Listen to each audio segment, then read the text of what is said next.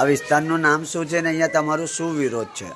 આ વિસ્તારનું નામ મેમન કોલોનીની અંદર સીએમ સોસાયટી છે અને અમારું વિરોધ છે કે અહીં નાળાની ઉપર કાચું નાળું છે, એની ઉપર જીઈબીવાળા ડીપી નાખી રહ્યા છે, જે હેવી ડીપી આવશે અને અહીં ઓલરેડી કમર સુધીનું પાણી ભરાય છે અને આ પાણીનું નિકાલ નાળામાં જ થાય છે.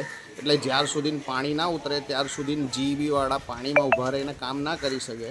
એટલે અમારી લાઇટ બંધ થઈ જાય અને કાલ ઉઠીને આ ડીપી જે નાળાની ઉપર બનાવેલી છે તો એ કાચું ફાઉન્ડેશન હોવાથી પૂરું ડીપીનું ટાવર પડશે તો એ અમારા ઘરને અને આજુબાજુના રહીશોના ઘરને નુકસાન કરશે. એટલે અમારી જીઈબીને રિક્વેસ્ટ છે કે ભાઈ તમારે ડીપી નાખવી છે તો બીજી કોઈ જગ્યા સિલેક્ટ કરીને નાખો.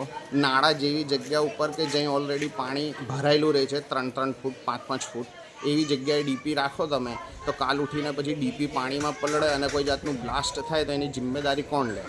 હાલ ભાંડવાડા વારસિયા વિસ્તારમાં આવી જ પ્રકારની સમસ્યાઓ છે કે જ્યાં પાણી ભરાય છે તો પહેલાં જીઈબીવાળાએ જઈને ડીપીમાંથી લાઇટ બંધ કરી દેવી પડે છે અને આજુબાજુના રહીશોને 2-2 દિવસ સુધી લાઇટ નથી આવતી જ્યાર સુધી પાણી ના ઉતરે ત્યાર સુધી. તો અમારી રિક્વેસ્ટ છે, જે એન્જિનિયર સાહેબ છે પાટીલ સાહેબની જોડે લગભગ કામ છે, તો એમને રિક્વેસ્ટ છે કે તમે એવી જગ્યાએ ડીપી નાખશો કે જ્યાં પહેલાંથી જ પાણી ભરાય છે, નાળું છે, કાચું નાળું છે, એવી જગ્યાએ તમે ડીપી મૂકશો અને પછી પાછળથી એ ડીપી પડી જશે કે પાણીમાં ડૂબશે કે પાણી ભરાશે તો જીઈબીવાળા પાણીમાં ઊભા રહીને કામ કરશે. પછી તે સમયે એવું કહેશે કે પાણી ઉતરે ત્યાર પછી કામ થશે. તો અમારી રિક્વેસ્ટ છે કે આવી જગ્યાએ ડીપી ના મૂકો, ડીપીની જગ્યા બદલી નાખો. એ અમારો વિરોધ છે. શું નામ તમારું? મારું નામ ઝુબેરભાઈ દવાવાળા.